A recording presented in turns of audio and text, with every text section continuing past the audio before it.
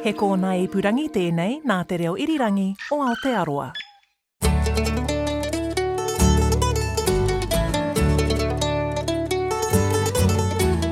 No mai whakarongo mai ki te aotai whenua. Lovely to have your company on Country Life.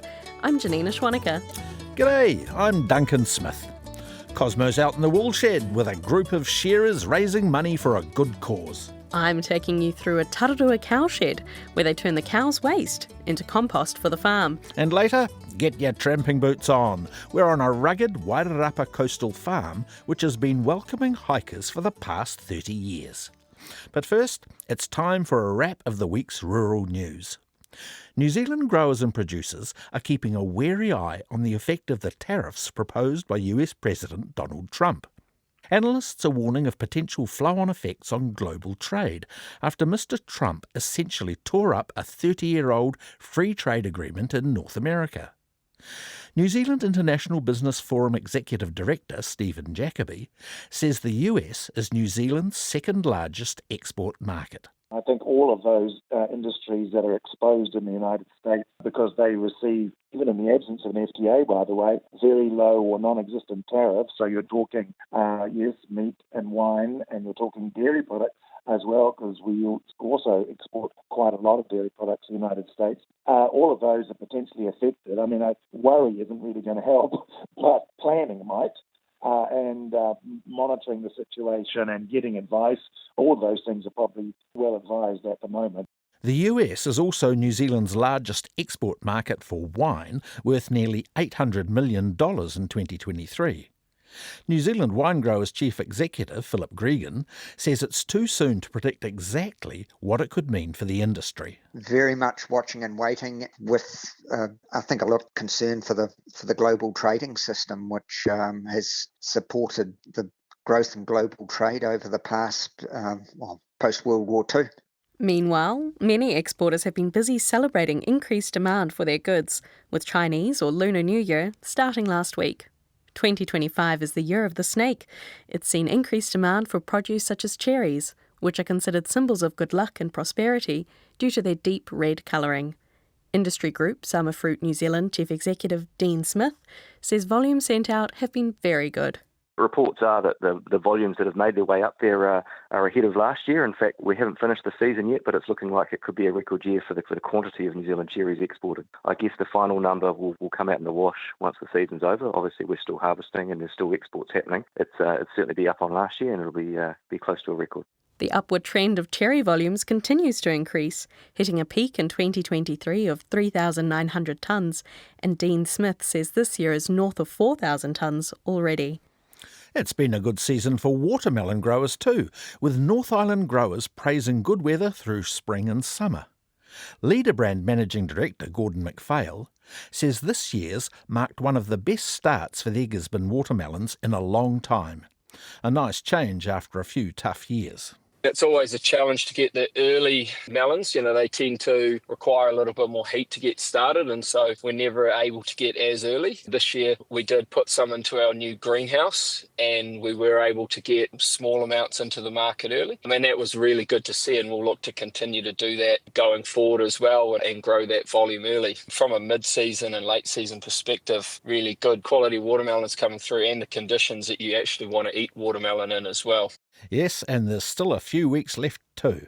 And early season apples are already being picked, packed and shipped, marking the beginning of the busy Asia export season. Mr. Apple, Sales and Marketing Manager Ben McLeod, says the focus for now is getting product to places like China, Taiwan and Hong Kong. It's just starting to kick off, right? So we're into harvest, we're into packing as of last week. We started last Tuesday, so that's going all day, and ships have already been loaded as of last week, and that's all pretty much destined for the Asian markets. Over in the land of milk and honey, dairy prices have risen again in the latest global auction. The average price at the auction increased 3.7% to $4,296 a tonne.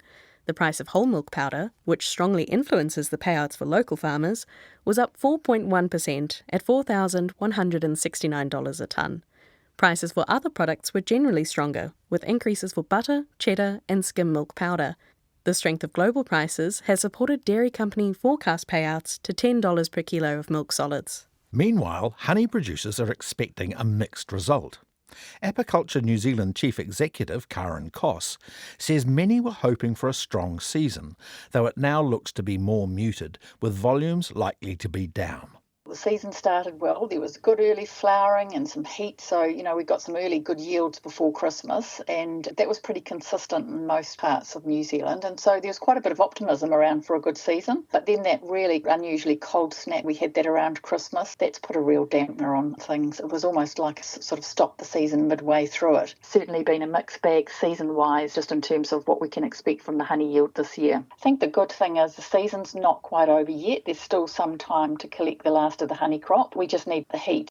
Karen Koss says this could help eat into a global honey surplus, which has kept prices down.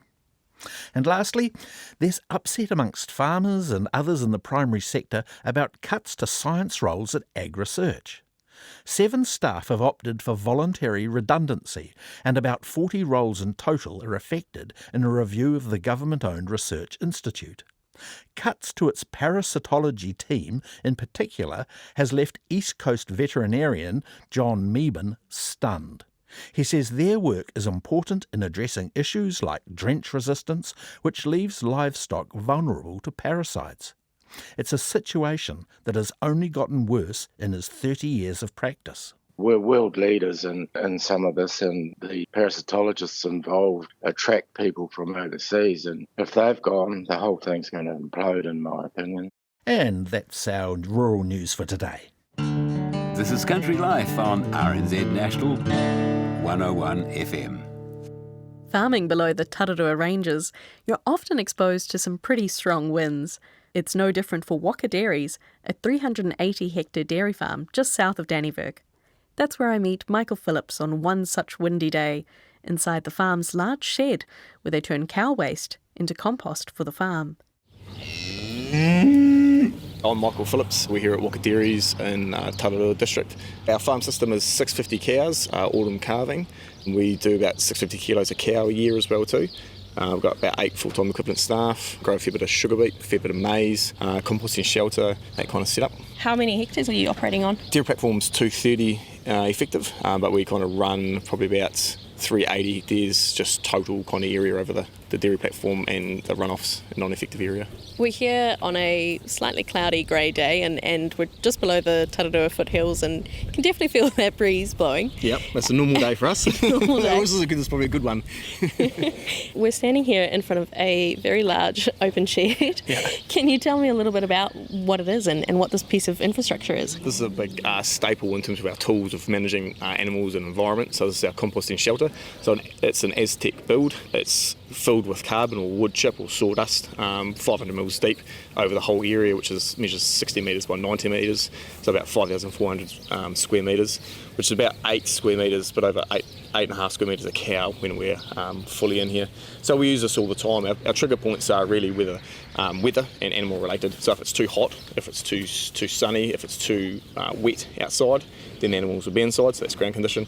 If we're calving or mating, things like that, then we can use the shelter for the animal health side of it as well too when they're in here. So a huge tool in our toolbox for managing leachate. So yeah, time off the paddock's always good, and certainly in a structure like this is really nice for them. What was the big motivator for you guys to decide to make this investment and to move to this kind of operating model? Yeah, it really was probably around the thought processes of how to winter on our farm and manage those cows through that. We were at a time where we sold a block that we had up in the Hawke's Bay at Ongonga, and we were looking to figure out how to winter again on the dairy unit. So that was either, basically the two options was buy more land or have a tool to be able to manage it with it, so the shelters. So our decision was to go with the shelters, and that's been a good decision moving forwards because of the continued pressure and probably the realisation of the rest of the benefits that come with the farming system or options that we can move around with the shelter. So I think it's been a good thing for us for sure. How many days out of the year would you reckon your cows are inside the shed for? It's a good question. We do have that that info on our sheets, our farm info sheets, at a guess, probably 3/4 of the year or 2/3 of the year we use it to some extent. So we were talking about nitrogen, and obviously that's a challenge for many dairy farmers. Is that also a big part of the decision, as you say, during winter? It helps, I suppose, with some of the reducing runoff of nitrates and things like that? Or Yeah, absolutely. That's probably more of a hindsight thing for us, like it was in our forefront when we were thinking about how to deal with wintering and deciding on building the shed. But it probably wasn't really well understood to us how it would affect our end leaching, because it was kind of all at the same time. So in retrospect, what we've seen is probably shifting from something like a 70 or 80 end leaching range down to probably more like 30 now, because of the time off paddock and in these structures. So probably number one tool for managing our leachate on farm. I probably sound a little bit odd to say this, but I quite enjoy the smell of a passing cattle truck. I find it quite comforting. How do you find, obviously, dealing with the smell and the build-up of the compost? Yeah, well, obviously on farm you get used to things, but I don't think there's much of an odour that comes from this at all. We're obviously around around our feed bunkers and effluent ponds as well too, but no, we don't really have an issue with it. Certainly when it's been managed correctly, you do everything right, it's fine. The composting process involves a bed of carbon, the wood chips, being laid down on the shed floor, while the nitrogen is added through the cow's waste. Microorganisms then work to turn the mix into compost or fertiliser. The team aerate it every day, driving a tractor through to rip the bedding pack, which can reach temperatures of around 45 to 55 degrees Celsius. This helps keep it sanitary and reduces any odours from the compost. So we take temperature 3 times a week. We take a temperature reading in multiple places in the shelter, as well as we do a dry matter test to see what the dry matter content of it is, or how much moisture we've got in there, obviously. So we do that 3 times a week, and it's probably we have that regime to it because I've been trying to understand it in a technical manner and build the data to go with it. So the plot points, the data points. Normally it would probably just take a temperature every week. Get a feel for it when you rip the shelter with the tractor and the rippers to aerate it, and you let the steam come out, and you get a sense for it, like we do with grass and other animal things. You can get a sense of it just by actively kind of working with it. No, we do analysis with Hills Lab for testing the carbon-nitrogen ratio to it, as well as all the nutrient that come from it as well too, to give us an idea of where it sits. I want that ratio to be down like 20 to 1 before we pull it out, if not lower than that. But there's a challenge around timing and logistics to having that compost being at the right space for its carbon-nitrogen ratio before we pull it out. So all of those things combined, basically. The management technique is in terms of actively managing the composting system, is just running through with the tractor and the rippers and aerating it every day. Yeah, which sounds pretty easy, which it is, but when things go backwards, you got to watch out. You know your other tools to use, so bedding conditioners or time off the shelter. So this is something we're still trying to work out at a technical level to manage much better. How often do you guys get in there to kind of turn things over and take the compost out? Historically, it's been about once a year, so every 12 months that we're doing that. But as we're learning more of the technical side of composting, we want to push that out to 2 years. The expense of the carbon that we put in there is quite high now compared to where we started 7 years ago, just with the energy demands and markets around New Zealand now is taking away that carbon source from us at a cheaper price point than where it is. Pushing that out for as long as we can is a good thing, but you've got to balance it out with the viability of getting through wintertime with autumn calved cows that are mid-lactation and trying to mate as well too, so we don't want to upset that. So currently every 12 months, but we're trying to extend that as we learn more of the technical side of it. What happens to the compost when it's ready to go? We store it on the storage area there, and then we apply it back to ground to feed our crops, so our sugar beet and our maize that we grow. It feeds that system there, so it's a really good product to use for that, and it certainly helps keep or build the organic matter. So this is the area that you guys have been cleaning out at the moment? Yeah. So we're coming up to that time of the year where we need to pull this out in preparation of kind of calving and the dry season for next year, being autumn calving. So we've got to deal with the summer dry, and then kind of that leads into calving time. So it's in preparation for all that. Definitely noticed a bit of a temperature change just now walking in. Yeah, it's a bit colder in the shed, especially with the breeze going, isn't it? So obviously in summertime that's really good, and in wintertime it's fine as well too, because cows like a lower temperature than what we do, as well as when they don't have rain or water on their backs, it's fine for them. So yeah, it's really quite good. And obviously pretty great acoustics. And yeah, it is. Yeah, you sing a good tune. I was going to say, yeah, do you guys sing to the cows or blast the tunes? Got to make them happy, eh? When the cows are in the shed here, how do you separate them out and kind of give them a bit of space? With the design of the shed, which I wanted to set up, I needed to have all the kind of gating systems to be all malleable, basically. We deal with a variability of height because the compost can shift and move a bit like a sea, so it can pull it up in some areas and erode out in other areas. We shift that all around to resettle it over time. But as you add more product to it, it lifts higher and stuff as well too. So I needed a system that dealt with that height variability, as well as that, we have different mobs of cows and do lots of different things at different times. So what I've done there is set up fencing power to each pole that we've got here. So we've got 60 metres by 90 metres, so wool poles down the sides and around the perimeter. But then we've got 2 rows of internal ones as well too. So any pole we can hook up a bungee cord and have power to, so we can shut off this 20 metres and have this bay or that bay, or split the 3 bays in the shed into 3 individual bays, or have it all open for all the cows. I think for the public seeing us, they think it's unusual or different, but in terms of industry stuff within dairy, it's a relatively known tool that is becoming more common as we go through time, because it's a great tool to use, but it does cost a lot of money to build that infrastructure and manage your farming system with that new tool that you've got in there. So with environmental pressure that farmers want to deal with and get over, it's increasingly becoming a more used item. We've been composting for about 7 years now. The specific shed we've had for the last 2 years, because our previous sheds blew down. I had to fully demolish them and then rebuild in a short time frame, so that was quite a major project at the time.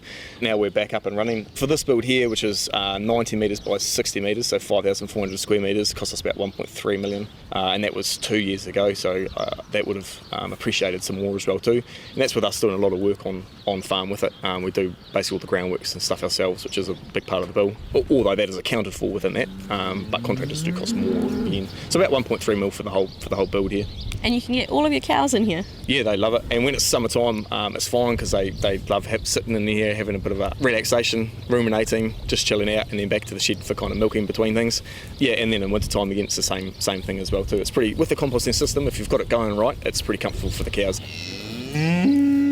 That was Michael Phillips of Waka Dairies near Dannyverk I was speaking to.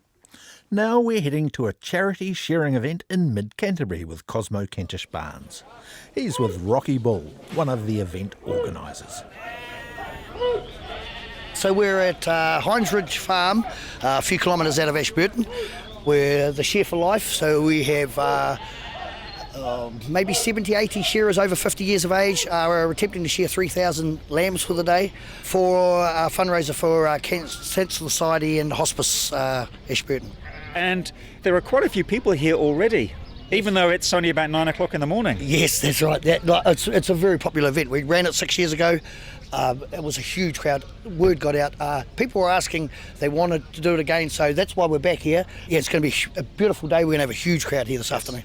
How did this start? Where does the idea come from for the Share for Life event? Right, so we were sitting on the deck of with an Australian friend out of Mildura in Australia, and we'd lost a good friend from cancer, and his wife had lost a good friend with breast cancer. So we were sitting there thinking, oh, mate, he had never been to New Zealand. We thought a few good mates, we need to get together and have a catch up. A few of our friends had passed away, so we thought we would come to New Zealand and maybe 10 of us raise a bit of money, give it to cancer, and just have a catch up with some old friends. And it just snowballed and escalated. It just got bigger and bigger from there. Did you contact the Ewings, the people who own this farm? Yes. How come it's being held here? Well, when I got back home from Australia, a good friend, Dick Ewing, I mentioned it to him, and I said, well, I know where there's a place we can do it at. He said, no way, you're doing it at my place. So I think he spent around about 100,000, extended the woolshed. For the first event? Yes. He was a very, very well-known man, Dick Ewing. He was a big part of our pulling in sponsorship and the organisation as well. He was right behind it. So this time around we're sort of running it in memory of Dick and Rupert and other friends that we've lost. Because Dick passed away, a year or so after the first event to cancer? That's right. So I think it was only a week after we ran the event. He went for a haircut. The barber said, I think you need to get that lump checked, and it started from there, and around about 12 months later he was passed away. So it's special. We needed to run this event again. Yes. And what's your background? Where are you from, and how long have you been a shearer for? Right. So I'm from Northern Hawke's Bay originally, Wairoa. I was shepherding way back in the day. I left to go overseas about when I was 21 shearing. I learned to shear all around the world, travelled the world. Shearing's a great thing for young fellas. You can travel the world. It's so great. Yeah. That's where I've met a lot of these people that are here today. These older guys. We all travelled and shore all around the world together, and it's awesome to catch up with them. Now, you've shorn a few sheep already this morning. Will you be back on the board later on today? Oh well, yeah. Do people rotate? Every 20 minutes. We don't want anyone having any issues up here. Some of these boys, were very good show shearers, competitive shearers. It's amazing. You get them up on that board, even though they're over 50 years old, and they've got a mate behind them. They don't want to get beaten. So, is it non-stop? It's non-stop. Yes. So 20 minutes is enough. We want to get off and have a rest. Yes. And how many shearers are on the board at one time? You're 9 at a time. There's nine stands. There's always 9 shearers. Always there. 9 shearers up. Yes. Look, last time we attempted it, we done it fairly comfortably, so hopefully today we can, mind you, everyone's 6 years older again. Where are the sheep from? They're all off the farm here, off the Ewing family farm. Oh, so they're from here? Yes, they've brought them in and prepared them for us for the day, so yes, they're all from here. Well, there we are. That was Rocky Bull. And another one of the organisers is Sandra Curd, and she is with me now. Sandra, how and why did you get involved with Shear for Life? Oh, well, I've always known Rocky. He's been a shearer, and I've come off a farm, so he's worked for us. And he just knows that I like doing admin work and events. And so he come to me with this idea originally in 2019 when we had the Shear for Life. And it was always said we should do another one in about 5 years' time. So here we are again. How special is it to have a second event happening now? Well, it is very special, but unfortunately during that time we have lost some really special people, so that's why this one here is in remembrance of absent friends. But it's gone up such a notch to what we did originally, and yeah, the support we've got is just overwhelming. Yes. And was your husband alive for the first event? Yes, he was, but he was very unwell. But it's a bit heart-wrenching today because today's actually his birthday. Yeah. Oh, how special. It is very special because it was a special birthday for him. It would have been today, and we would have been having a big party, so we're just having a big party here with this event. Yes, and he had cancer. Yes, he did. He did have a cancer journey of 3.5 years, but he fought very bravely, and I think that is why we get so much support, is because everybody knows somebody or has been personally affected. And also because the money is going to Ashburton Cancer Society and Hospice Mid-Canterbury. The funds are all staying in Mid-Canterbury. So the people supporting us know that it's this community that will benefit from the money raised, which will be distributed to those two groups. Yes, and we can see into the shearing shed from where we're standing now, and it's pretty busy in there. Yes, these fellas are going to be working all day to shear 3,000 lambs in an 8-hour period, and they'll just love it. Waiting to take his place on the board is shearing legend Sir David Fagan. It's an amazing community event here. I was lucky enough to be here, I think it was 6 years ago with the last one, where they raised $90,000, and it never ceases to amaze me, this Ashburton community down here, how they come out of the woodwork, and it looks like there'll be thousands of people here later on in the day, and it's a credit to this community what they're doing, it really is. Yes. So where have you come from? I live in the King Country in a place called Tikawiti in the North Island, and come down here. The criteria is you've got to be over 50 to share in this thing. So there's never a shortage of anyone every year. Everyone's getting older, so there's plenty coming on. And it's just great to support here and catch up with a lot of different people that you haven't seen for years. There's a lot of, All Black legends here too that are supporting it.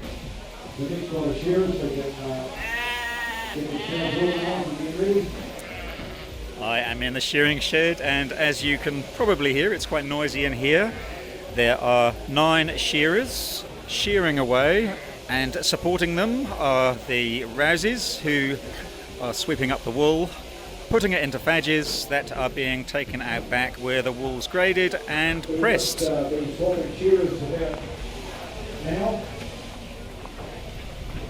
I am with Richard Lowe. Richard, how come you're here today? Yeah, I've been asking myself that same question all the way down the road. Saturday morning, should I be here? Probably not. Jock Ross roped me in a few months ago when they were organising it, and I was with Andy Earle at that stage, and Andy got out of it because he's due in surgery this next week for a knee. So, here I am. How important are these fundraising events? Yeah, they are important, but it's also an opportunity for the community to show their togetherness, you could say. You drive in here, the car park's filling up as we speak. You look in the shed, there are a heap of different shearers taking their turns, peeling a few off. So it's good to see, and I suppose with a few old peoples that from yesteryear turning up, I suppose the only one that will throw the handpiece about could be David Fagan, but hey, fellas like myself, Bill Bush, Ian Kirkpatrick, we're all here to have a look and support, I suppose you say it. And once again, a big thanks to our wall handlers here today. And the Brisbane team out the back, and the guys, of course, and girls out the back. A curious visitor from Christchurch is very keen for a chat. Kimura, how come you're here at this shearing event? Well, I got a phone call last night saying, would you like to come to Ashburton? And I said, I'd love to come to Ashburton to the sheep shearing Cancer Society shearing things. So I thought, right, I went down to the bank yesterday afternoon and I got some money so I could buy some food, make some donations, get some raffles and what have you.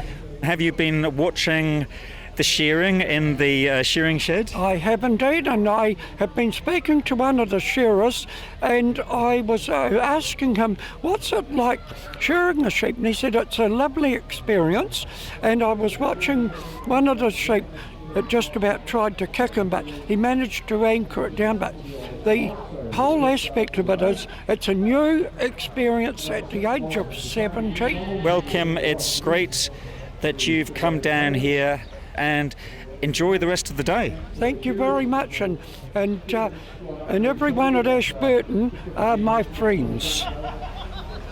Speaking of their shearers, we'll hand to hand, ladies and gentlemen. That's the first mob cut out. I think there was 870 odd on that mob, so a good start for the day.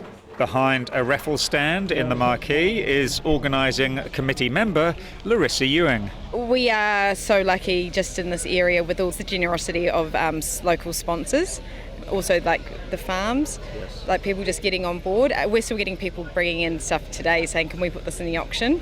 Yesterday we were getting, we'd like to sponsor now too. So it's never too late. It's never too late, no. So we've had a busy week though, cleaning up the shed, because obviously it's a working shearing shed. So we started on Monday with the water blasting, and we had to put new shingle down. This was a bit of a pond here on Monday because we've had a bit of rain, so we had the digger out building trenches. But last time 90,000, this time we're going for more. You're wanting to break the 100,000 mark? Yes, definitely, yeah. So hopefully those buckets fill up. And I mean, 6 years ago, the weather didn't play ball.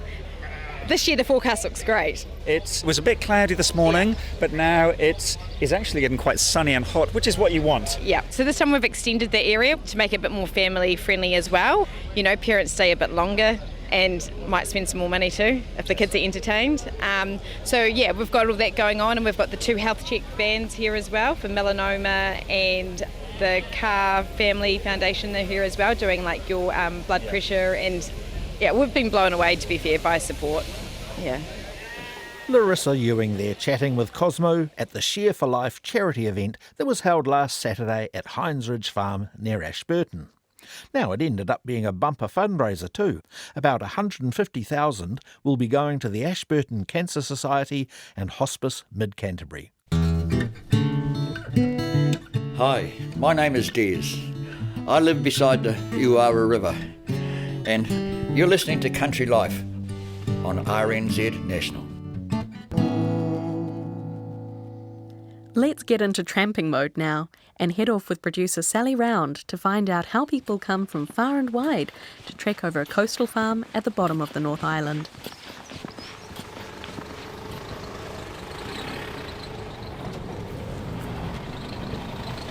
Hi team. Hi, it's Kerry. Oh, Sorry, I've got my glasses. Yeah. How are you going? Good, thanks. Yeah, Kitty Elworthy's come across a couple of the hikers on the Tora Coastal Walk, a 3-day supported hike the family runs through their farm and along the neighbouring coast. Yeah, so which way are you guys going to go? We're Tora Coastal. Right. Here, where the Pacific meets the steep hills of the North Island's southeast coast, the sea can be big and the wind brisk. It's dramatic and remote. It was such a hot day yesterday.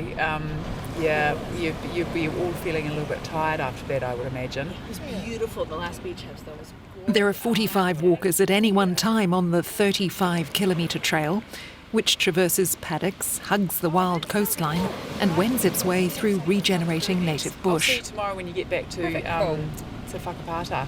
Great. Hey, great. Nice to meet you. Take care. Have a great day. See ya. Bye. It's 30 years since Kitty's parents-in-law Jane and Ed Elworthy started the venture, with Kiri and James, also known as Sky, helping alongside. Neighbouring farmers Jenny and Chris Barge were partners in the walk for 25 years. But they've retired, leaving Kiri and her immediate family the sole operators. It's a working farm as well as a tourist destination. James and I, my husband and I, run the home farm, and we've been there for 32 years now. And we run sheep and cattle. We've got, that's a really bad piece of our road, sorry.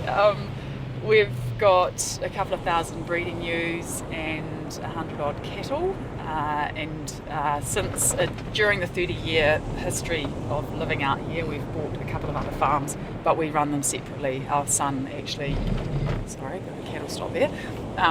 Him and his future wife are running 2 farms for us. So altogether, how many hectares have we got? I think it's about 2,500. And it's hill country out here, isn't it? Very much so. Yeah, it's pretty steep. A lot of it is fairly marginal in terms of farming, and so we're really lucky to have that diversification of income. We're just going alongside the river, so you've got a few features, some native bush and some forestry as well. Tell us a little bit about sort of the lay of the land. Yeah, well, I think that's what our walkers really love about this area. We've learnt that people don't want to see the same thing for 3 days, so having that diversity of scenery is huge. So we've got the amazing coast, we've got the open hill country and the farming component, then we've got some beautiful native bush and also a little bit of forestry weaved throughout.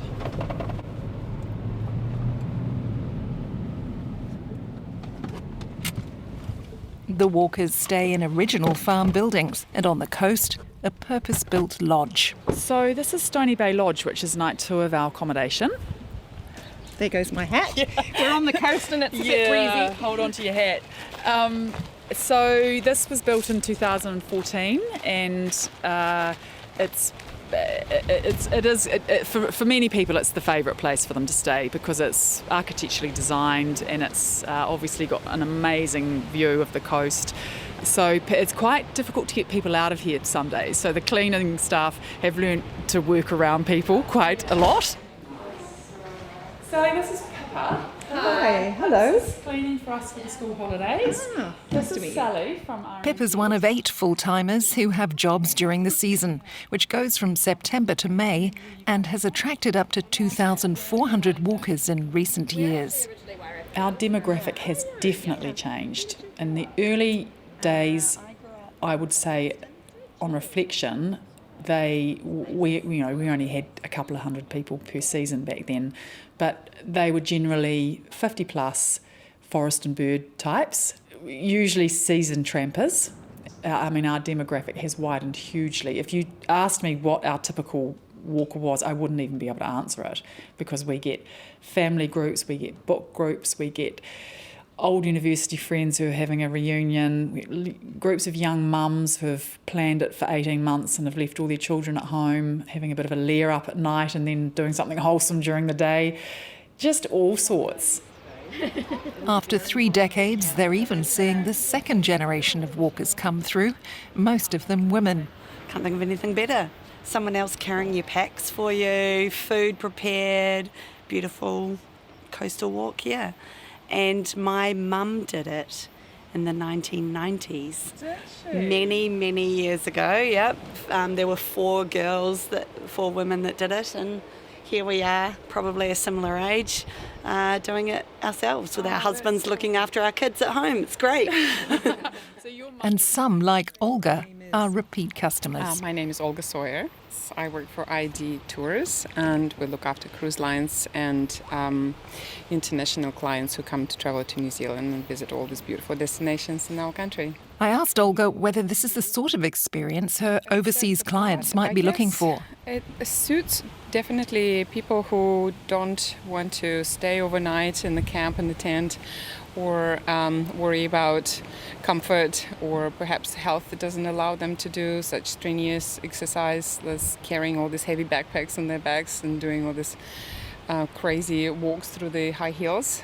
So, and what about being on farm? Is that part of the experience? Yes, there is very little of it elsewhere. So New Zealand allows for this to happen and to walk in your farm and just absorb your environment and all these beautiful animals walking around those hills right next to you. It's quite special.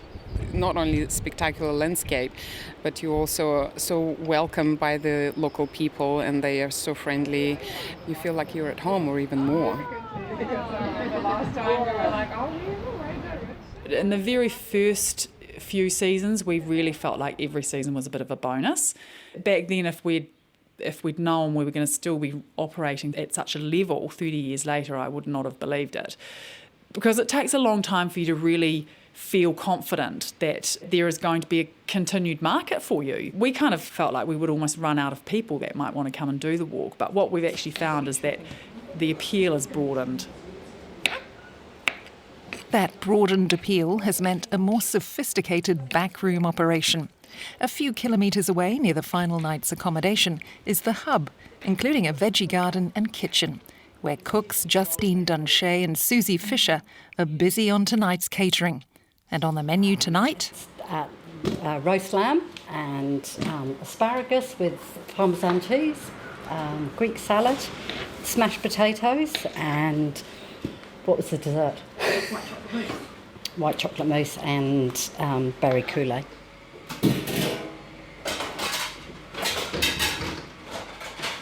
Are there old favourites that go back to the very beginnings of the walk? Yeah, we still do quite a few of the older recipes that are in the cookbook, but we are developing new salads and things quite often during the season. What's coming out of the oven? Muffins for afternoon tea.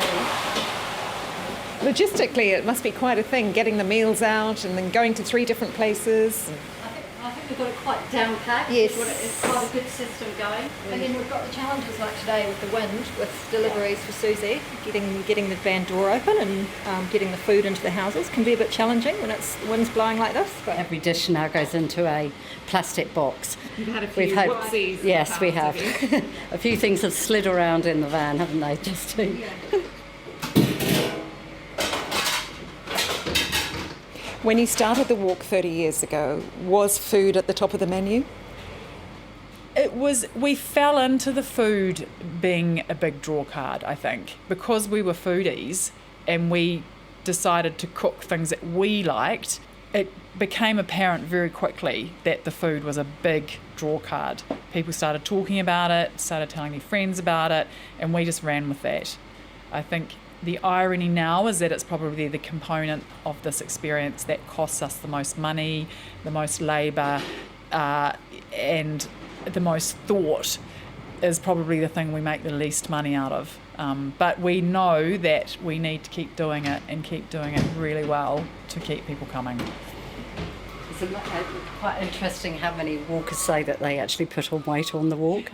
You would have thought if you've done a big walk that you'd lose weight, but no, I think with the amount that they're eating, quite often they go away putting on weight. So. Farming steep land buffeted by salt-laden winds isn't easy. The Tora Coastal Walk has allowed the Elworthys to expand and develop the property and to farm less intensively. so that Kiri's husband James, who has Parkinson's disease, can keep working on the land too. So when your mum had the idea of putting a walk on the farm 30 years ago, what did the family think? Yeah, I kind of thought she was a bit crazy. But she's prone to doing crazy things. And she just knew it would work. Do you think you'd still be farming if you didn't have the walk? Possibly not. So it's been really important, I guess, for the farm to have this income? Oh, hugely. Yeah, we couldn't... Well, as you said about farming or not, very hard to survive. I mean, we would, but we wouldn't be doing things much. Farm sheep and cattle and people. That's what telewalkers. My stock numbers have decreased over the last 5 years. How much by? A couple of thousand stock units. What would it have been running before? 4,500. What are the challenges of having a whole bunch of sometimes townies on the farm? Mostly townies. Sometimes leave gates open, but not very often. You've got a very low footprint on the farm. I mean, you hardly really know they're there. They walk out, they're gone. They walk back and hop in their cars. Would you recommend to other farmers to doing something similar?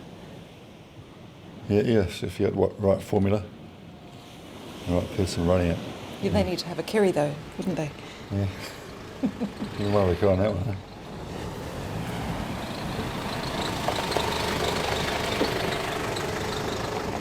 Sky does joke that we farm sheep, cattle and people. That's what we're trying to avoid it looking like. You know, we like every guest to feel like they're the only person that's come on the walk this season, you know. But as they go round the three places, they do end up getting a sense of the scale of what we're doing. But it's all going on behind the scenes, and so it is a massive commitment. You can't have 45 people on your properties out there walking and go away, you know, for the weekend or for we're committed, yeah.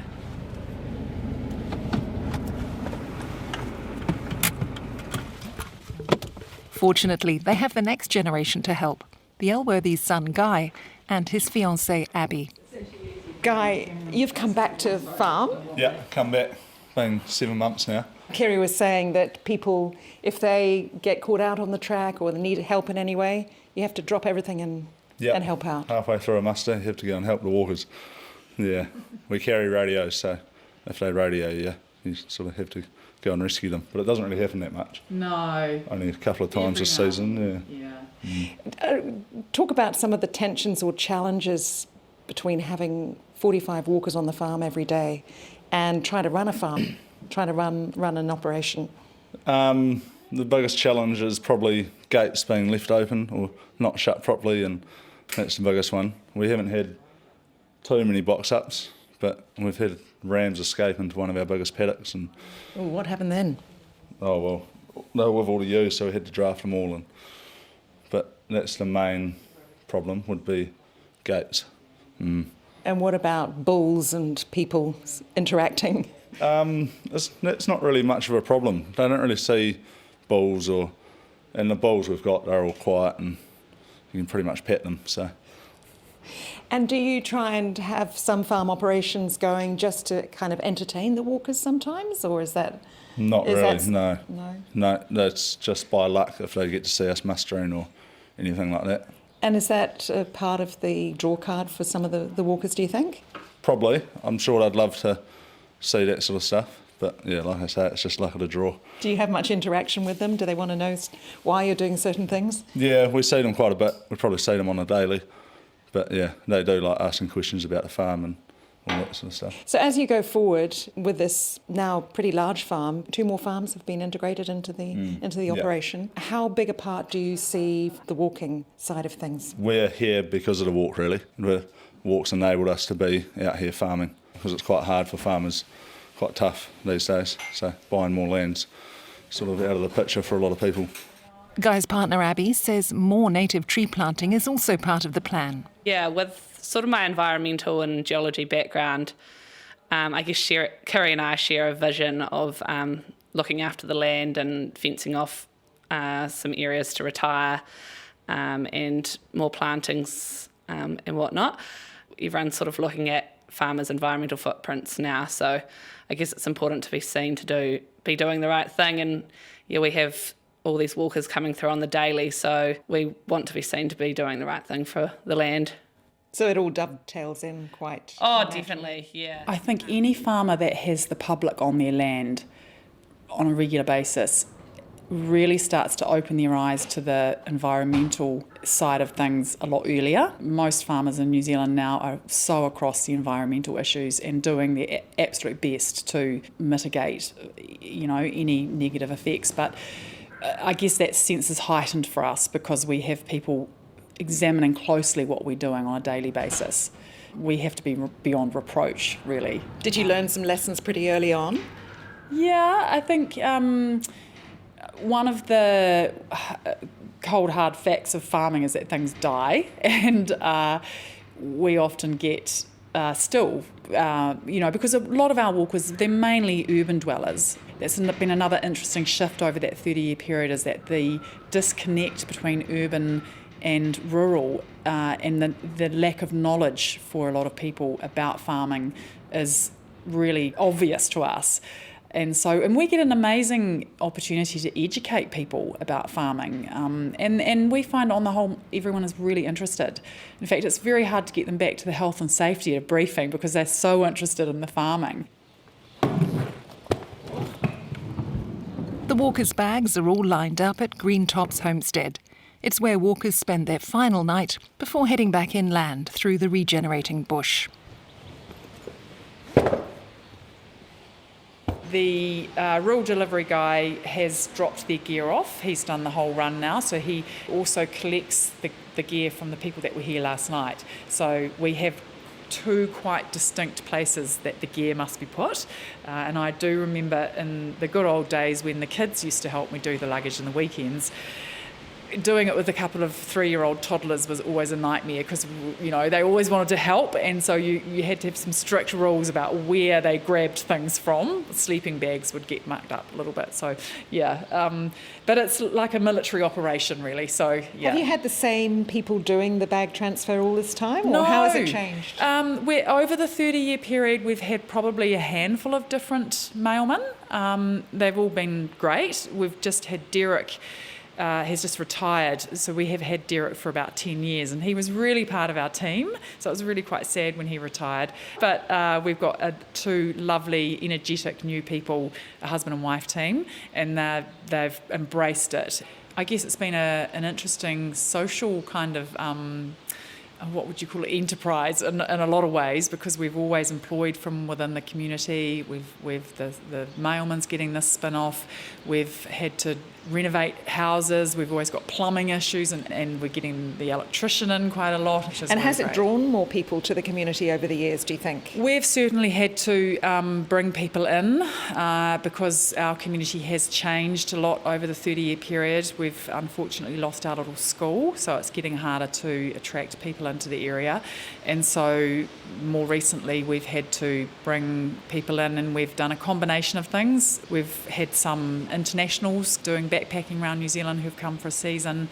Yeah, because I suppose with the increase in forestry around here, you would have lost a lot of those people who might have been employees in the past. Yeah, not only forestry, but also just the decline in farming. So people are just not employing as many staff as they used to. So back in the good old days, we would generally have a shepherd's partner that was keen to do a season of cleaning and or cooking, and that's just not the case anymore. So it's getting harder to get employees. With 30 years' worth of history, Kitty is planning a history wall. There's going to be pictures in here of individual walkers and stuff? History over the years. That's a good idea. Little awards we've won, and I've got a photo of the very first group of walkers that ever came through. So much for the past. What about the future? Kitty would like to see similar farm walks band together to support this sort of agritourism in Aotearoa. Over the 30-year period we've been operating, we've seen other private farm walks come and go.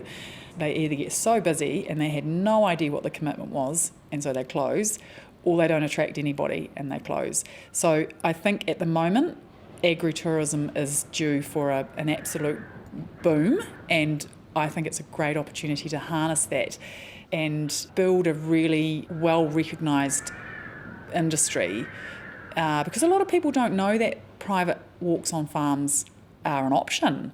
We all know about the so-called great walks, and so I think there is an opportunity here with a lot more private farm walks in the pipeline to band together and collaborate on marketing opportunities. There's still so much scope. I've got ideas that I feel I've run out of energy for, and I always joke that you've got to leave something for the next generation. Can't do it all. Kiri Elworthy, who alongside her family and team runs the Tora Coastal Walk on the family's Wairarapa farm. That story produced by Sally Round. Well, that's it for now. Thanks for joining us. We love getting your feedback and ideas for future shows, so do get in touch. Our email address is country@rnz.co.nz. You can follow and listen to Country Life wherever you get your podcasts. If you enjoyed the podcast, we'd love you to give us a plug on social media or tell a friend about the show. Just click the share button in this app to send this episode to a friend. The stories in this episode were produced and presented by Cosmo Kentish Barnes, Sally Round and Janina Schwaneker. And in the studio production team today, David Knowles and Phil Benge. Catch you next time. Ka kite.